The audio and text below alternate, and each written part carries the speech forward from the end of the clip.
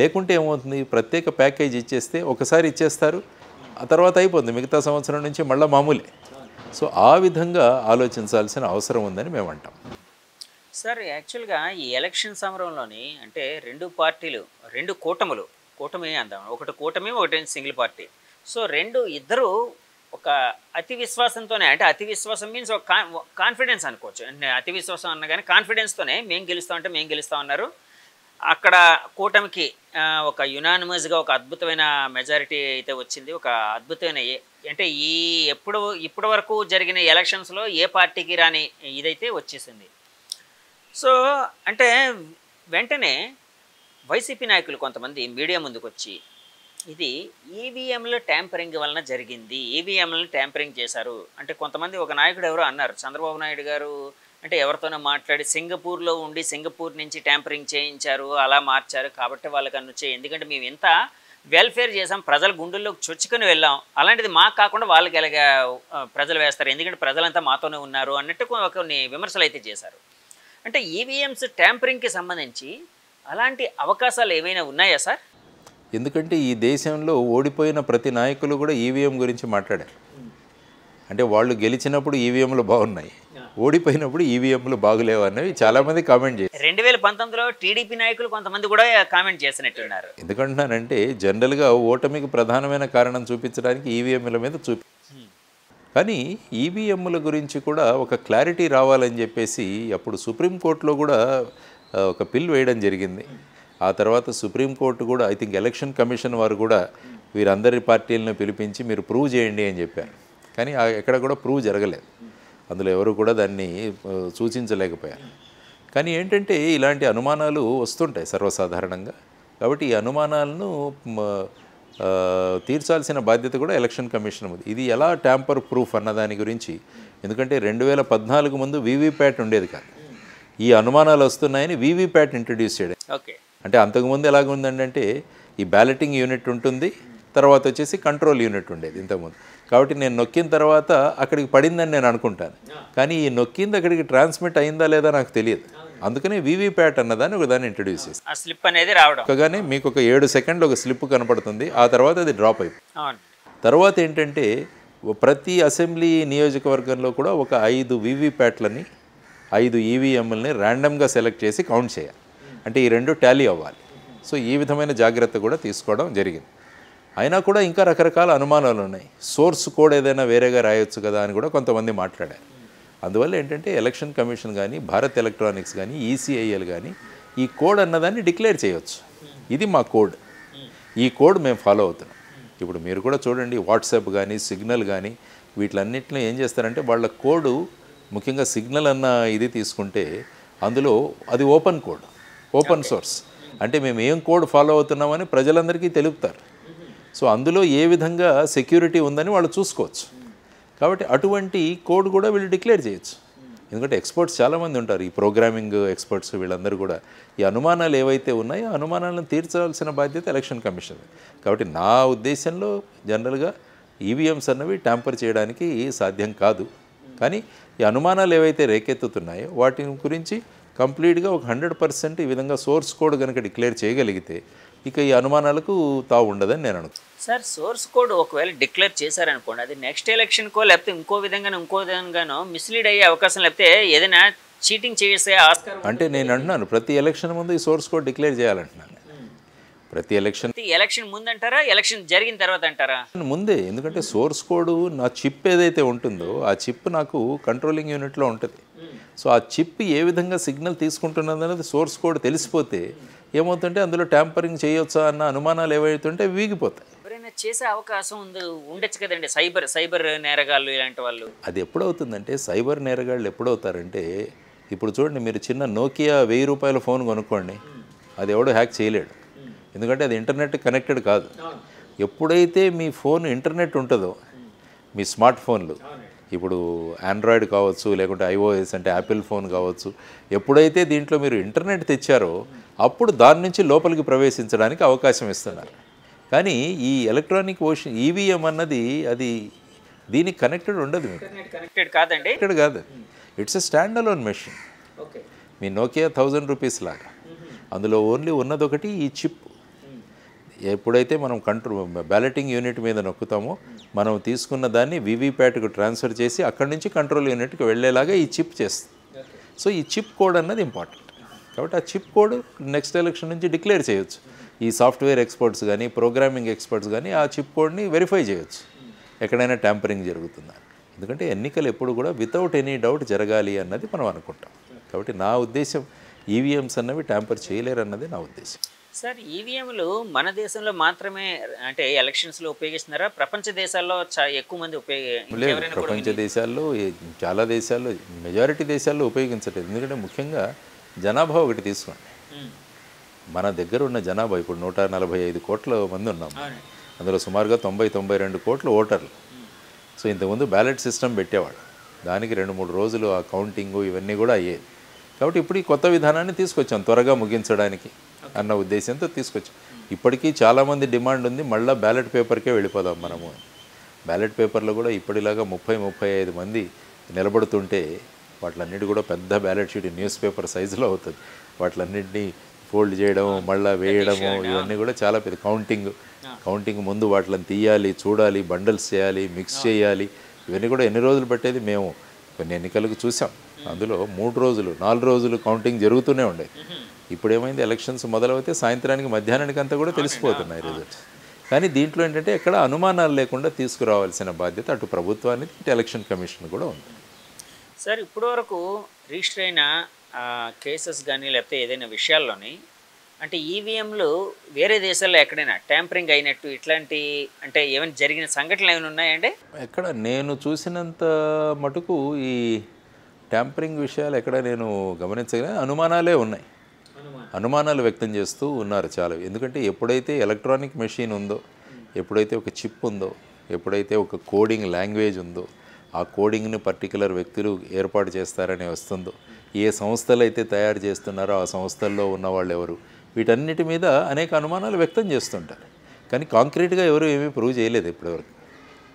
ముఖ్యంగా ఏంటంటే ఎవరైతే ఓడిపోతారో వాళ్ళు ఈవీఎంస్ వల్లే ఓడిపోయామన్నది ఇంకొక కొత్తగా ఈ మధ్య మాట్లాడుతున్నాం. సో కూటమి గెలవడానికి ఈవీఎంలు కారణం కాదు, ప్రజలే కారణం అని మీరు అంటారు, అంతే కదండి? Until unless it is proved. Okay, మీరు ప్రూవ్ చేస్తే తప్పు. ఆ మధ్య ఒక పర్సన్ ఎవరో ఒక ఆయన అప్పట్లో ఒక ఈవీఎం ఎక్కడి నుంచో తీసుకుని వెళ్ళి ఇది ట్యాంపరింగ్ చేయొచ్చని ఏదో డెమాన్స్ట్రేట్ చేసినట్టు కొన్ని వార్తలు రావడం, అతన్ని అరెస్ట్ చేయడం, అతని మీద కేసు పెట్టడం కూడా జరిగింది. దానికోసం మీకు ఏమైనా ఐడియా ఉందా సార్? గుర్తుందా సార్? ఇప్పుడు చదివాను కానీ, బట్ అదేంటంటే అఫీషియల్గా మీరు ఏదైనా చేయాలంటే బీఏఎల్ కానీ ఈసీఏఎల్ కానీ తయారు చేసిన ఈవీఎం తీసుకొని దాని మీద డెమాన్స్ట్రేట్ చేయాలి. ఈవెన్ ఇప్పుడు ఈ సంస్థలు కూడా ఓపెన్గా ఛాలెంజ్ ఇవ్వచ్చు. ఎస్, మేము మా మెషిన్ ఇస్తాము, మా చిప్ ఇస్తాము, ఎవరైనా ప్రూవ్ చేయండి అని. అప్పుడు ఏంటంటే కాన్ఫిడెన్స్ పెరుగుతుంది. సో ఆ విధంగా కూడా చేయొచ్చు. అంటే ఇంకా కూడా ఎవరికైనా డౌట్లు ఉంటే ఆ విధంగా డౌట్లను నిరసన చేయడానికి ఎస్ ఇది మా ఈవీఎం, ఇది మా కంట్రోల్ యూనిట్, ఇది వీవీప్యాట్, రండి చేయండి, మీరు ప్రూవ్ చేయండి అని కూడా ఓపెన్ ఛాలెంజ్ ఇవ్వచ్చు. సార్, చూసాము చంద్రబాబు నాయుడు గారు రేపు ఆయన ప్రమాణ స్వీకారం చేయబోతున్నారు. ఆయనతో పాటు పవన్ కళ్యాణ్ గారు కూడా డిప్యూటీ సీఎంగా ప్రమాణ స్వీకారం చేయబోతున్నారని కొన్ని వార్తలు అయితే వస్తున్నాయి. సో అంటే దాని మీద మీ ఆలోచన ఎలా ఉంది, అంటే మీ అంటే అభిప్రాయం ఏంటి సార్? వీళ్ళు ఏ విధంగా ఈ మంత్రిత్వ శాఖలు ఏ విధంగా డిస్ట్రిబ్యూట్ చేసుకుంటున్నారన్న దాని మీద ఉంటుంది. యాక్చువల్గా డిప్యూటీ సీఎం అన్నది కొన్ని చోట్ల ఉంటుంది, చాలా రాష్ట్రాల్లో లేదు. రాజ్యాంగబద్ధంగా లేదని అంటారు, నిజమేనా సార్? రాజ్యాంగబద్ధంగా ఉన్నది ముఖ్యమంత్రి, మంత్రులు. ఓకే. సో ఇప్పుడు చూసుకున్నా గత ప్రభుత్వం 5 డిప్యూటీ సీఎంలు. అవునండి, 5. తర్వాత మనం కేంద్రంలో చూసినా కూడా డిప్యూటీ ప్రైమ్ మినిస్టర్ కూడా ఉండేవారు. ఎల్కే అద్వానీ గారు కావచ్చు, వీళ్ళందరూ కూడా అప్పుడు ఉన్నారు. కాబట్టి ఈ విధమైన పోస్ట్. సో అందులో ఏంటంటే మంత్రికి ఉన్న తర్వాత ఏంటంటే డిప్యూటీ సీఎం, దానితో పాటు కొన్ని మంత్రిత్వ శాఖలు కూడా ఉంటాయి. ఓకే. అంటే వారికి ఏ మంత్రిత్వ శాఖలు కేటాయిస్తారు, అసలు ఫైనల్గా వీరిద్దరి మధ్య ఏం చర్చ జరిగింది, తర్వాత ఏ విధంగా మంత్రిత్వ శాఖలు ఎవరికి ఎన్ని డివైడ్ చేసుకోబోతున్నారు, ఇవన్నీ కూడా రేపు ప్రమాణ స్వీకారం తర్వాత వారు అనౌన్స్ చేస్తారు.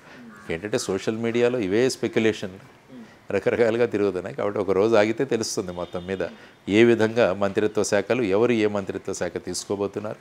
పవన్ కళ్యాణ్ గారు ఉప ముఖ్యమంత్రిగా ఉంటున్నారా, లేకుంటే ఏదైనా మంత్రిత్వ శాఖ స్వీకరిస్తారా, ఇవన్నీ కూడా ఫైనల్గా లిస్ట్ అనౌన్స్ చేసిన తర్వాతనే తెలుస్తుంది.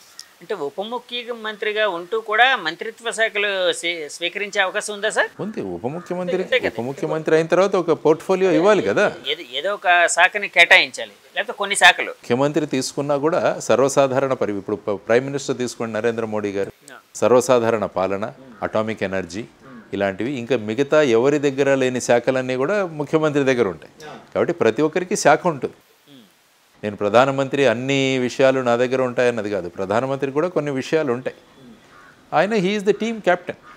అలాగా సార్, జనరల్గా మన రాష్ట్రానికి వచ్చినప్పటికీ ఎంతోమంది ముఖ్యమంత్రులను మీరు పరిశీలించారు కాబట్టి అడుగుతున్నాను, వాళ్ళు ముఖ్యంగా ఎలాంటి శాఖలు వాళ్ళ దగ్గర ఉంచుకుంటారండి ముఖ్యమంత్రి గారు? జనరల్గా ఏంటంటే జనరల్ అడ్మినిస్ట్రేషన్ అంటే సర్వసాధారణ పరిపాలన. ఆ తర్వాత కొంతమంది హోమ్ వాళ్ళ దగ్గర పెట్టుకున్న వాళ్ళు ఉన్నారు, కొంతమంది ఫైనాన్స్ వాళ్ళ దగ్గర పెట్టుకున్నారు, ఆర్థిక శాఖ వాళ్ళ దగ్గర పెట్టుకున్నారు. తర్వాత వచ్చేసి కొంతమంది సినిమాటోగ్రఫీ ఇలాంటివి రకరకాలుగా ఉంచుకుంటారు. అంటే జనరల్ అడ్మినిస్ట్రేషన్ GAD అంటాం మనం. GAD జనరల్ అడ్మినిస్ట్రేషన్ డిపార్ట్మెంట్స్, ఇవి వాళ్ళ దగ్గర ఉంచుకుంటూ ఉంటారు. సో ఆ విధంగా ఇప్పుడు చూడాలి, ఒక్కొక్కరికి కొంతమంది అనుకుంటారు హోమ్ డిపార్ట్మెంట్ మన దగ్గర పెట్టుకుందాం అంటే పోలీస్ యంత్రాంగం ఇవన్నీ కూడా మన దగ్గర ఉంటాయి. కొంతమందికి మేబీ వ్యవసాయం ఇష్టం ఉండొచ్చు కాబట్టి అగ్రికల్చర్ మా దగ్గర పెట్టుకుంటాము అని అంటుంటారు. సో ఆ విధంగా ఇప్పుడు it depends on the CM ఏ విధమైన విషయాలు వాళ్ళ దగ్గర పెట్టుకుందామని అనుకుంటున్నారు, ఏ విధమైన విషయాలు మిగతా వాళ్ళకి ఇద్దామనుకుంటున్నారు అనే దాని మీద ఆధారపడింది. బట్ సర్వసాధారణ పరిపాలన అన్నది జనరల్ అడ్మినిస్ట్రేషన్ అన్నది ముఖ్యమంత్రి దగ్గర జనరల్గా ఉంటుంది. ఆ తర్వాతే మిగతా శాఖలు కూడా ఎవరి దగ్గర లేని శాఖలు ఏవైనా ఉంటే అవి కూడా ఆ విషయాలన్నీ కూడా వీరు డిస్కస్ చేస్తారు. సార్, ఇందాక నేను ఒక వీడియో చూశాను, అంటే ఎన్డీఏ కూటమి తమ సభాధ్యక్షుడిగా తమ నాయకుడిగా చంద్రబాబు గారిని ఎన్నుకున్న ఇది యాక్చువల్గా ప్రతిపాదించింది పవన్ కళ్యాణ్ గారు. సో తర్వాత పురంధేశ్వరి గారు కూడా దానికి ఆమోదం బలపరిచారు. సో ఆ విధంగా చంద్రబాబు గారు ఎన్నికయ్యారు. వాళ్ళిద్దరూ తర్వాత కౌగిలించుకోవడం, వాళ్ళిద్దరి మధ్య ఇంటిమసీ ఇలాంటివన్నీ చూస్తూ ఉంటే అంటే మామూలు చూసినప్పుడు ఎలా అనిపిస్తుంది సార్? అంటే ఈ జోడీ ఎలా వెళ్ళబోతుంది, అంటే ఈ 5 ఏళ్ళలో ఏం చేయబోతుంది, వీళ్ళ ప్రయాణం సాఫీగా సాగే అవకాశం ఉందని అనిపిస్తుందా మీకు? డెఫినెట్గా ఇద్దరు కూడా రాష్ట్రం పట్ల అభిప్రాయము అభిమానం అన్నవాళ్ళు, రాష్ట్రాన్ని మంచి బాటలో తీసుకువెళ్ళాలి అన్న అభిప్రాయంతోనే వారు ఇద్దరు ఎన్నికల ముందే పొత్తు పెట్టుకోవడం జరిగింది. కొన్ని సమయాల్లో ఎన్నికల తర్వాత పొత్తు పెట్టుకుంటారు. అవునండి. కానీ ఇది ఎన్నికల ముందు నుంచి వచ్చిన పొత్తు కాబట్టి మొదటి నుంచే అవగాహనతో వెళుతున్నారు. కాబట్టి ఈ విధంగా కాకుండా రాష్ట్రాన్ని ఏ విధంగా ముందుకు తీసుకువెళ్ళాలి అన్నది, ఎందుకంటే ఆ పరిపాలన నుంచి ఈ పరిపాలనను అందరం కలిసి తీసుకొద్దామన్న నిర్ణయం తీసుకున్న వాళ్ళు ఖచ్చితంగా ఈ రాష్ట్రాన్ని ముందుకు తీసుకువెళుతున్నప్పుడు సామరస్యంతోనే, మంచి అభిప్రాయాలతోనే, మంచి చర్చలతోనే ముందుకు వెళుతుందని నేను అనుకుంటాను. అదే అనుకుందాం మనం, అదే జరగాలి కూడా. వాళ్ళిద్దరి మధ్య జోడీ ఆ ఇంటిమసీ కూడా, బాండింగ్ కూడా కరెక్ట్గా ఉన్నట్టు ఉందండి. అంటే చాలా చోట్ల వినిపిస్తుంది. అంటే తగ్గాల్సిన చోట ఇద్దరు తగ్గడానికి సిద్ధపడుతున్నారు. హితవు చాలా ముఖ్యం. తర్వాత కేంద్రంలో కూడా ఒక మంచి అవకాశం ఉంది మనకి, మనం అక్కడి నుంచి మనకు సంబంధించిన అనేక విషయాలను తెచ్చుకోవడానికి ఇది కూడా మంచి అదను. తర్వాత ఇంతకు ముందుగానే పవన్ కళ్యాణ్ గారికి అక్కడ మోడీ గారితో కానీ అమిత్ షా గారితో కానీ ఉన్న సాన్నిహిత్యం ఇవన్నీ కూడా రాష్ట్ర హితవుకు ఉపయోగపడతాయి. కాబట్టి ఈ విధంగా వాళ్ళ బాడీ లాంగ్వేజ్ కానీ మీరు అన్నట్టు వాళ్ళ ఆలోచనలు, ఇద్దరు ఏదైనా విషయంలో కావాలంటే తగ్గే విధానం, ఇవన్నీ కూడా మనకు స్పష్టంగా కనిపిస్తున్నాయి. ఇదే రాష్ట్రానికి కావాల్సింది. సార్, ఇప్పుడు మోదీ గారు అమిత్ షా గారి విషయంకి వచ్చినప్పటికీ యాక్చువల్గా పవన్ కళ్యాణ్ గారికి ఎక్కువ ఇంటిమసీ వాళ్ళతో ఉందా, అంటే ఎక్కువ ఫ్రెండ్షిప్ వాళ్ళతో ఉందా, లేకపోతే చంద్రబాబు గారికి ఎక్కువ ఇంటిమసీ ఫ్రెండ్షిప్ ఉంది అంటే ఏమని భావించవచ్చు? ఎందుకంటే ఏంటంటే 2019 ఎన్నికలు అయిన తర్వాత పవన్ కళ్యాణ్ గారు అప్పటి నుంచి భారతీయ జనతా పార్టీతో సఖ్యతగా ఉన్నారు. అప్పటి నుంచి కూడా మీరు చూసుకుంటే ఈవెన్ తెలంగాణ ఎన్నికల్లో కూడా మీరు చూస్తే జనసేన పార్టీ అక్కడ బీజేపీకి ప్రచారం కూడా చేసింది, అక్కడ జరిగింది. సో ఆ విధంగా ఆ విధమైన ఇంటిమసీ ఉంది. కానీ రాజకీయాల్లో ఏమవుతుందంటే ఈ వీళ్ళందరూ కూడా ఎన్నికల ముందే కలిశారు, అదొక మంచి విషయం. కాబట్టి ఎన్నికల ముందు కూడా కలిసేటప్పుడు కూడా కొన్ని విషయాలు ఆలోచించుంటారు. ఎన్నికల తర్వాత మనం ఎన్నికవుతే ఏ విధంగా మనం ముందుకు వెళ్ళాలన్నది అప్పటి నుంచి కూడా తీసుకుంటాం. సో అవన్నీ చూసుకుంటే అటు కేంద్రంలో కావచ్చు, ఇటు రాష్ట్రంలో కూడా కావచ్చు, సయోధ్యగా సఖ్యంగా ముందుకు వెళితే బ్రహ్మాండంగా మనం అభివృద్ధి సాధించగలం. ఇది చాలా క్రూషల్ ఈ 5 సంవత్సరాలు మన రాష్ట్రానికి. అంటే ఈ ఇద్దరిలో ఎవరికి ఎక్కువ సఖ్యత ఉందని భావించవచ్చండి వాళ్ళతోనే? ఎందుకంటే అక్కడ తీసుకుంటే మోడీ గారు ఈసారి మాట్లాడుతూ చంద్రబాబు గారి అనుభవం గురించి మాట్లాడారు. తర్వాత పవన్ కళ్యాణ్ గారి యొక్క ప్రభావం గురించి మాట్లాడారు. ఏ పవన్ అయ్యే ఏ తుఫాన్ అయ్యి అన్నారు ఆయన. అంటే ఒక జస్ట్ గాలి కాదు, ఇదొక తుఫాన్ అన్నట్టుగా మాట్లాడారు. అంటే ఆ విధంగా చూసుకుంటే అనుభవము, తర్వాత వచ్చేసి ప్రజలలో ఉన్న ప్రజాదరణ, ఈ రెండిటి కాంబినేషన్ అన్నట్టుగా ఆయన మాట్లాడారు. సో ఆ విధంగా it's a good combination. Okay sir, అంటే పవన్ గారితో కూడా మీరు పనిచేసి ఉన్నారు కాబట్టి అడుగుతూ ఉన్నానండి. చంద్రబాబు గారిని కూడా చూస్తున్నారు, చాలా కాలంగా చూస్తూ ఉన్నారు.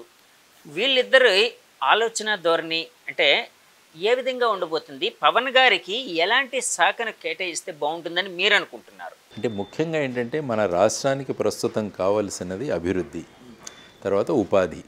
ఈ రెండు కూడా చాలా ముఖ్యమైన విషయాలు. అభివృద్ధి, ఉపాధి. సపోజ్ అభివృద్ధి ఈ రాష్ట్రం గురించి తీసుకుంటే మనం పెట్టుబడులను